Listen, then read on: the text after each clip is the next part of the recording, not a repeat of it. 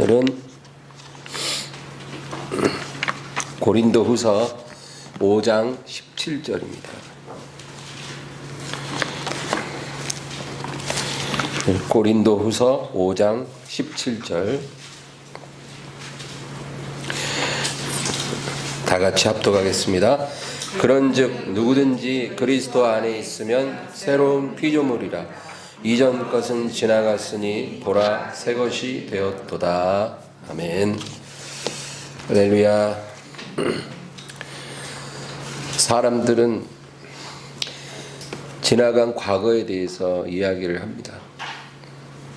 근데 재밌는 거는 이제 막 구원을 받은 초신자들은요, 이제 자기가 과거에 얼마나 어리석은 그런 사람이었는지 이야기를 해요. 근데 믿음지 오래된 사람들은 자기가 과거에 얼마나 하나님께 열심히 있었는지 얘기를 합니다. 근데 우리가 과거에 얼마나 어리석었든지 또 얼마나 하나님께 헌신했든지 간에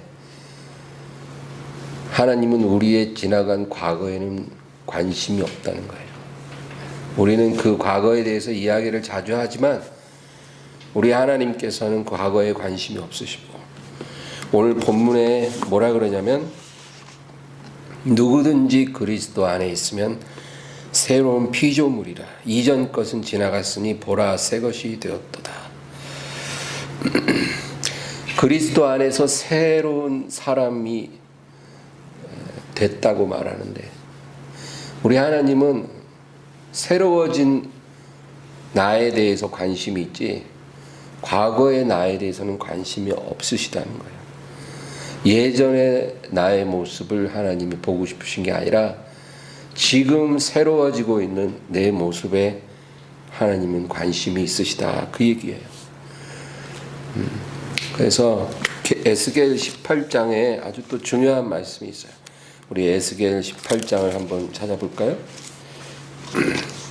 구약 성경 에스겔 18장 21절에서 24절입니다.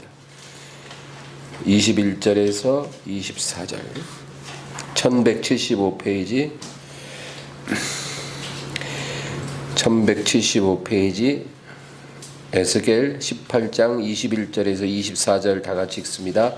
그러나 악인이 만일 그가 행한 모든 죄에서 돌이켜 떠나 내 모든 율례를 지키고 정의와 공의를 행하면 반드시 살고 죽지 아니할 것이시라. 그 범죄한 것이 하나도 기억함이 되지 아니하리니 그가 행한 공의로 살리라. 주 여호와의 말씀이니라. 내가 어찌 악인이 죽는 것을 조금인들 기뻐하랴. 그가 돌이켜 그 길에서 떠나 사는 것을 어찌 기뻐하지 아니하겠느냐. 만일 의인이 돌이켜 그 공의에서 떠나 범죄하고 악인이 행하는 모든 가증한 일대로 행하면 살겠느냐.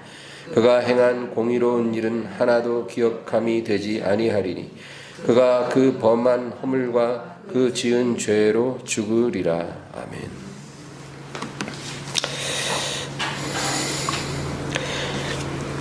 하나님께서 뭐라 그러냐면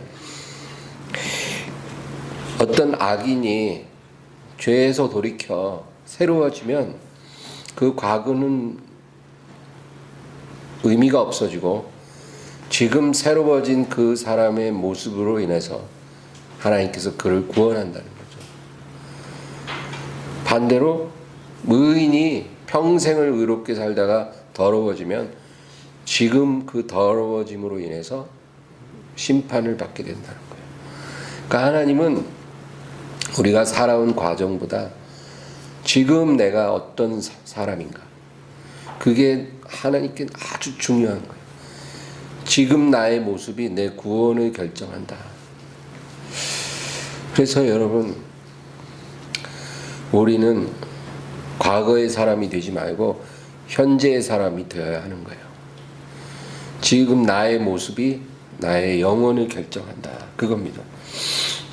그래서 하나님 자녀가 가져야 될 마음은 나는 새로워지고 있는가? 지난 세월의 나의 모습이 상관없이 지금 나는 새로워지고 있는가? 이게 중요하다는 거예요. 새로워지고 있는 것이 중요합니다. 어제보다 오늘이 새로워지고 작년의 나의 모습보다 올해 나의 모습이 새로워지고 있다면 그건 좋은 거예요. 교회는 어떤 곳이냐? 우리가 어떻게 새로워져야 되는지 깨닫는 곳이 교회입니다. 우리가 그것 때문에 교회에 오는 거예요. 우리는 예배를 통해, 관계를 통해 어떻게 우리가 변화되어야 될지 우리가 배워야 되는 거예요. 예배 가운데 하나님 말씀을 통해 깨닫고 또 우리 서로 간의 관계를 통해서 깨닫는 거예요. 다른 사람의 모습 속에서 내가 어떻게 변해야 될지 우리가 배우는 거예요.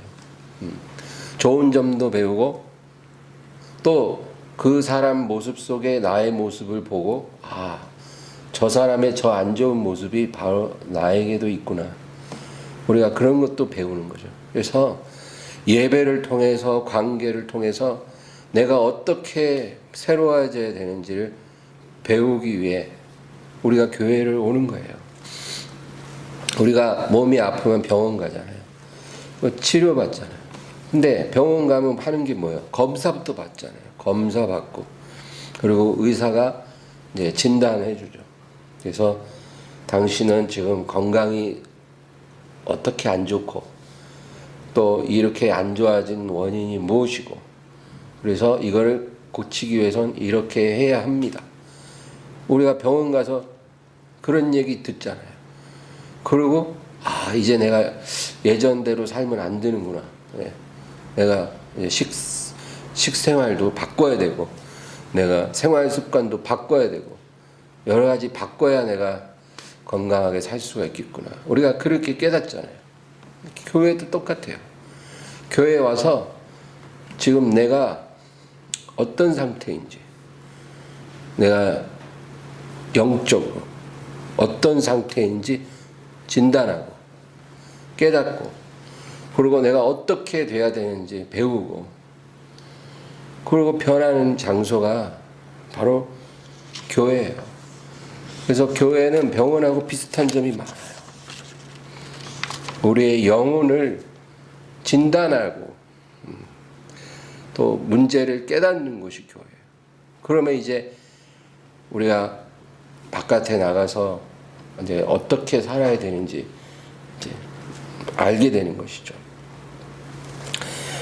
우리가 하나님 앞에 새로워지기 위해 반드시 명심해야 될 게 세 가지가 있어요. 오늘 그걸 말씀드리고 싶습니다. 첫째는 나의 문제가 드러나는 것을 두려워하지 말아야 돼요. 이게 중요합니다. 나의 문제 많죠. 누가 문제가 없겠어요. 저도 문제투성이에요. 제 문제는 하나님하고 저만 알고 또 아마 여러분도 알지도 모르겠어요. 문제 없는 사람은 없어요. 근데 그 문제가 드러나는 걸 두려워해서는 안 된다. 우리는 남의 문제는 잘 판단해요. 저 사람 저게 문제야. 부부간에도 당신은 뭐가 문제야. 잘 알아요. 그러나 나의 문제는 잘 보지 못합니다. 그리고 누가 뭔가 지적을 해주면 굉장히 방어적으로 우리가 행동을 해요. 그래서 기분 나쁘게 생각하고 또 뭔가 이렇게 자꾸 합리화하려고 하는 거죠. 누가 나에 대해서 문제를 얘기해주면 맞아 난 그게 문제야. 이런 사람은 드물어요. 대부분 보면 뭔가 반발을 하거나 억울해하거나 그런다는 거죠. 그러나 여러분 우리가 새로워지기 위해서는 첫째로 내 문제가 드러나는 것을 우리가 두려워하지 말아야 돼요. 그거 없이는 새로워지는 것도 없어요. 우리가 위로를 받는다 그런 말을 하잖아요. 그렇죠? 위로. 누구나 다 위로가 필요해요. 그래서 사람들은 위로를 받고 싶은데 위로해 줄 사람이 없으니까 자기가 자기를 위로하고 싶어서 자기에게 선물하는 사람도 있더라고요. 나에게 선물한다는 거예요. 내가 너무나 열심히 일했고 너무나 스트레스가 많으니까 난 나에게 선물하기 위해 명품 백을 샀다는 거죠. 누구나 다 위로가 필요해요. 근데 여러분, 사람이 주는 위로, 세상이 주는 위로하고 하나님의 위로는 다르다는 걸 알아야 돼요. 사람이 주고 세상이 주는 위로는 너는 괜찮은 사람이야. 너는 생각보다 좋은 사람이야. 너는 문제가 없어. 넌 지금 잘하고 있어. 좋아질 거야. 좀 있으면 상황이 변할 거야. 사람들이 너를 이해해 줄 거야. 너를 인정해 줄 거야. 이런 식으로 말을 해요. 그게 사람의 위로고 세상의 위로죠. 그런 얘기 들으면은 그 순간에는 마음이 좀 편해질 수도 있어요. 그러나 하나님이 주시는 위로는 달라요. 하나님의 위로라는 것은 하나님이 우리에게 오셔서 너는 괜찮은 놈이야. 너는 사람들이 너를 비난하는 것만큼 그렇게 나쁜 사람 아니야. 힘을 내. 이런 위로가 아니에요. 하나님의 위로는 십자가에서 부어지는 위로예요. 십자가에서 부어지는 위로라는 것은 우리의 죄를 드러내고 그리고 그거를 깨끗게 해주시는 위로예요. 그러니까 세상의 위로하고 달라요. 우리의 죄가 드러나줘야 돼요. 우리의 문제가 드러나줘야 돼요. 그러고 나서 그것을 하나님이 고쳐주시고 정결케 해주신 그런 위로라는 거예요. 그래서 하나님의 위로를 받으면 어떤 마음이 들어오냐면 나는 부족해도 하나님은 완전하십니다. 나는 부정해도 하나님은 거룩하시고 나는 무능해도 내 하나님은 전능하십니다. 우리가 이런 고백 가운데서 위로를 받는 거예요. 내가 괜찮은 사람이다가 아니라 나는 한없이 추한 사람이지만 하나님은 나를 품어주십니다. 나를 용서해 주십니다. 나를 정결케 해주십니다. 나는 너무나 무능하고 어리석지만 내 하나님은 능력이 무한하신 하나님이시기 때문에 나를 이끌어 주실 것입니다. 이렇게 우리가 고백할 때 하나님의 위로가 임한다, 그 얘기예요.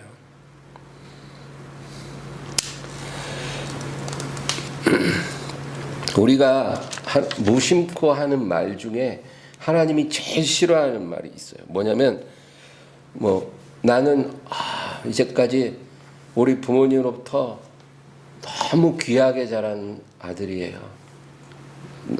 손에 물 한 방울 안 붙이고 우리 엄마가 나를 키웠어요. 이런 말. 또 나는 밖에서는 대접받는 사람이에요. 나 어디 가서 사람들 앞에 무시당하지 않는 사람이에요. 이런 말. 나는 어려서부터 어디 가갖고 싫은 소리 한번 들어보지 않고 지금까지 살아왔어요. 이런 말. 여러분, 이런 말 우리가 종종 하잖아요. 근데 여러분, 이런 말을 하나님 되게 싫어하세요. 이런 말을 우리가 자주 하게 되면 하나님의 은혜를 우리가 닫아버리는 거예요.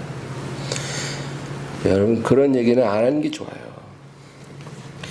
나아만 장군이 만약에 이런 생각을 가지고 있었으면 그 사람은 문둥병 못 고치고 그냥 돌아갔을 거예요. 네, 그렇잖아요. 요단강에 가서 7번 목욕해라. 근데 만약에 나아만이 뭐가 어쩌고 어째? 내가 이 먼 길까지 왔는데 저 똥물에 가서 몸을 씻으라고? 그것도 한 번이 아니라 7번을? 내가 우리나라에 있을 때는 최고급 호텔 사우나만 간 사람이야. 동네 목욕탕도 나는 더러워서 안 간 사람이야. 그런 나보고 뭐가 어쩌고 어째? 저 똥물에서 목욕을 7번이나 하라고? 만약에 이런 식이었으면 문둥병 못 고쳤어요. 그러므로 여러분, 우리도 영적 문둥병이 있거든요. 그거 고치려면 낮아져야 돼요. 하나님 앞에 교만한 말, 때로는 그게 교만하다는 생각도 못하고 우리가 하지만 그런 교만한 말을 우리가 해서는 안 된다. 하나님의 말씀 앞에서, 성령의 책망 앞에서 내 자신이 초라해지고 비참해지면 그게 은혜입니다. 그러면 하나님의 긍휼이 필요하게 되고 용서를 우리가 필요로 하게 되는 거예요. 그때 우리가 누구를 바라봐요? 예수님을 바라보는 거예요. 그렇잖아요. 왜 사람들이 예수님을 바라보지 않느냐면 하나님의 용서가 필요가 없기 때문에 예수님을 볼 필요가 없는 거예요. 하나님의 은혜가 필요 없기 때문에 예수님을 볼 필요가 없는 거예요. 그러나 내가 하나님 앞에 너무 비참한 존재인데, 너무나 죄인인데 하나님의 긍휼을 받지 않으면 안 되는데 누굴 바라봐요? 우리가 누구에게 나아가겠냐고? 예수님께 나아가야죠. 그래서 예수님을 우리가 바라보면 그때 예수님으로부터 치유가 임하고 은혜가 임하는 거예요. 그래서 첫째는 우리의 문제가, 우리의 죄가 드러나지는 거 여러분 두려워하지 마시기 바라요. 교회 가갖고 만약에 어떤 교회 갔는데 그 교회 예배 드리는데 당신은 괜찮은 사람입니다. 당신은 정말 복받기에 합당한 사람입니다. 당신은 인생을 잘 살아왔습니다. 앞으로 좋은 일이 일어날 것입니다. 이런 식으로 말하는 교회는 그렇게 좋은 교회가 아니에요. 그런 교회 가서 예배드리면 그 순간은 마음이 굉장히 편안하겠지만 그런 교회는 사람을 살릴 수 없어요.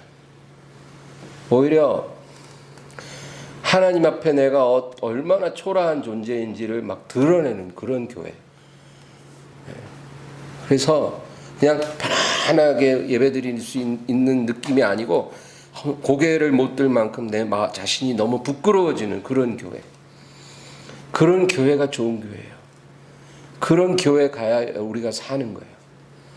그러면 우리가 예수님께 나아갈 수가 있는 거예요. 그런 사람만이 예수님 앞에 가게 되는 거예요. 그리고 우리가 예수님을 바라볼 때 하나님의 능력이 우리에게 임하는 거예요. 로마서 1장을 우리 한번 살펴볼까요? 로마서 1장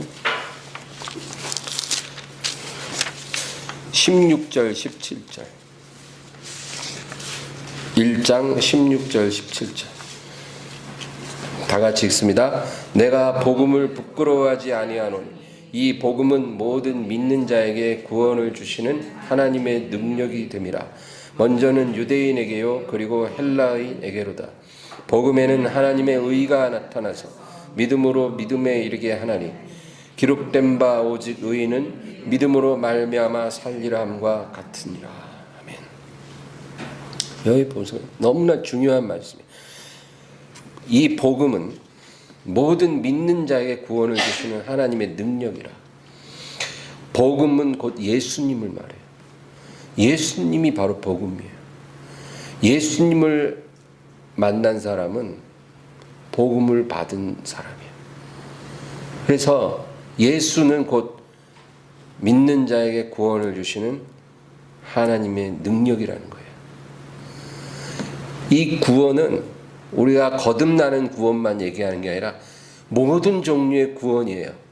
지금 암투병 하는 사람에게 암이 고침을 받는 것도 그 사람에게 구원이 되고, 사업이 너무 어려워서 정말 캄캄한 터널을 끝도 없이 지나고 있는 사람에게는 그 끝이 보이는 게 하나님의 구원이에요. 우리가 어떤 고통 속에 있든지 그 고통에서 우리를 건지시는 것이 하나님의 구원의 역사잖아요. 근데 뭐라 그래요? 예수는 그를 믿는 자에게 구원을 주시는 하나님의 능력이라는 거예요. 예. 뭐 복잡한 얘기가 아니에요.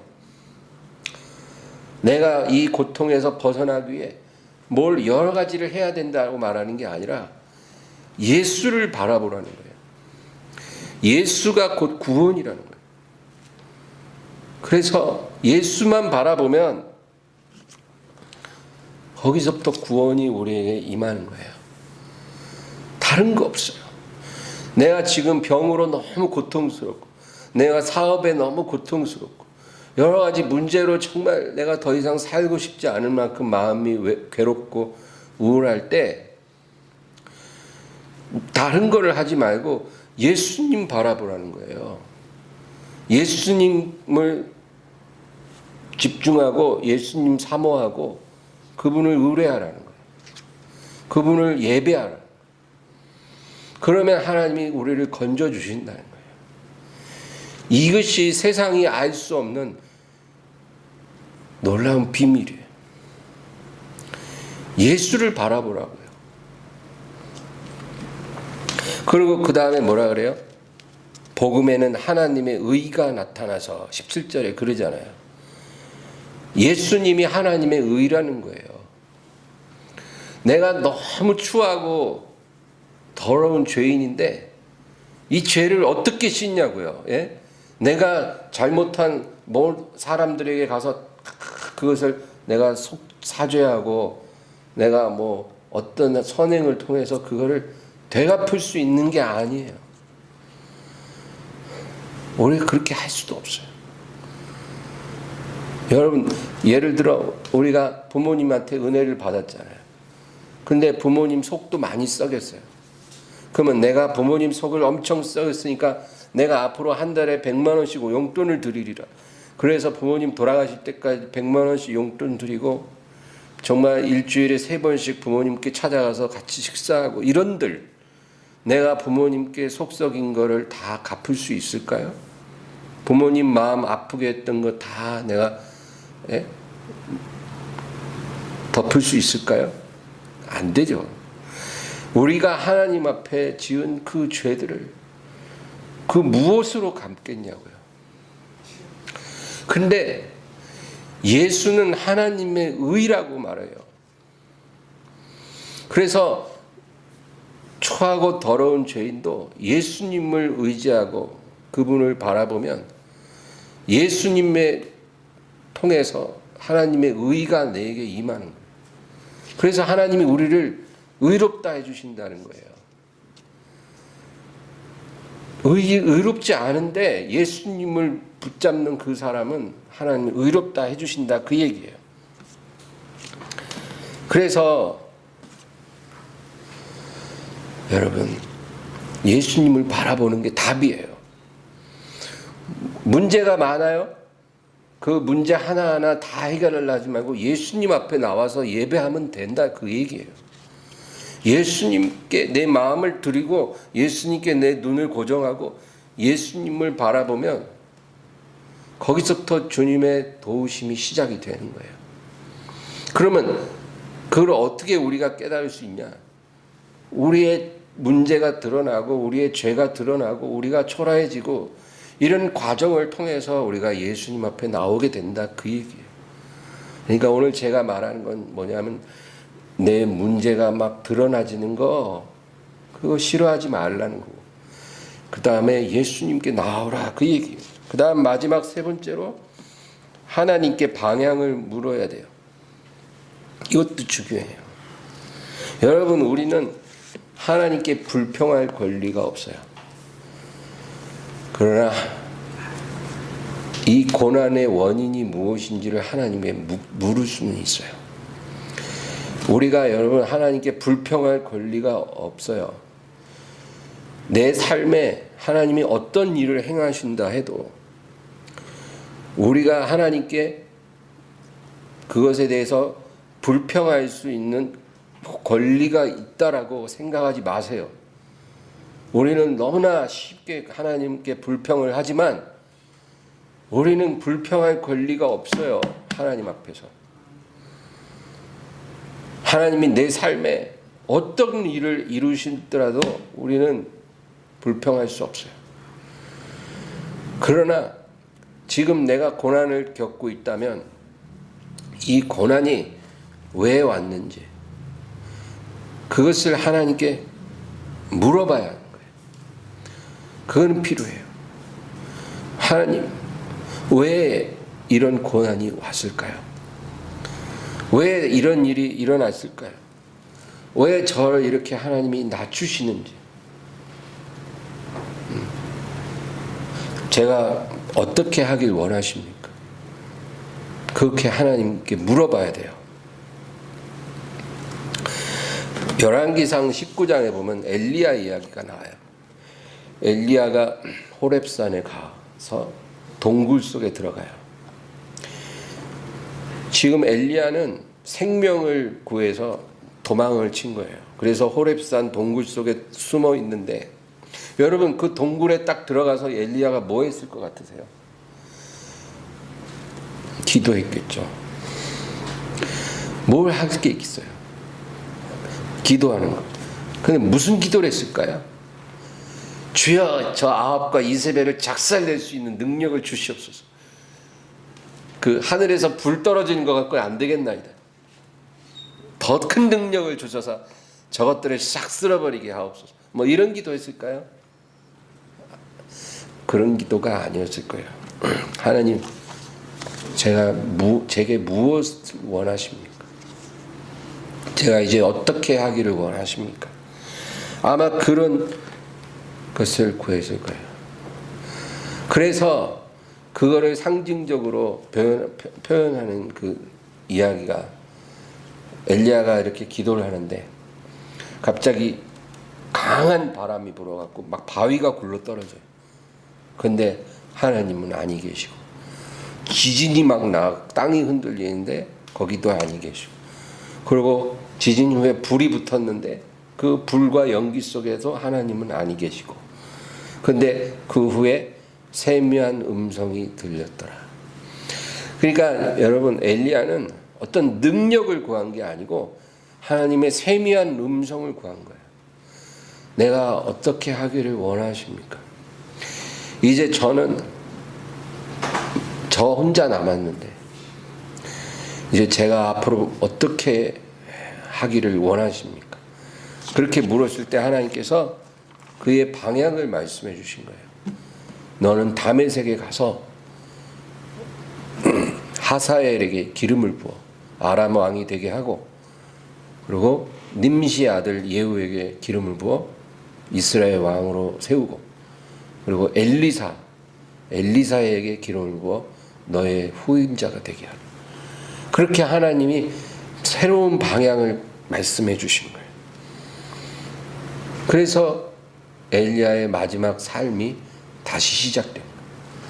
여러분, 우리가 하나님 앞에 새로워지기 위해서 오늘 얘기한 세 가지 우리가 기억해야 돼요. 첫째는 하나님 앞에 나의 모든 부족함이 드러나는 것을 두려워하지 말 것이고, 그리고 그 부족함 가운데 우리가 낙심하거나 우울해하거나 저 멀리 다른 곳에서 방황하는 것이 아니라 예수님 바라봐야 된다는 것.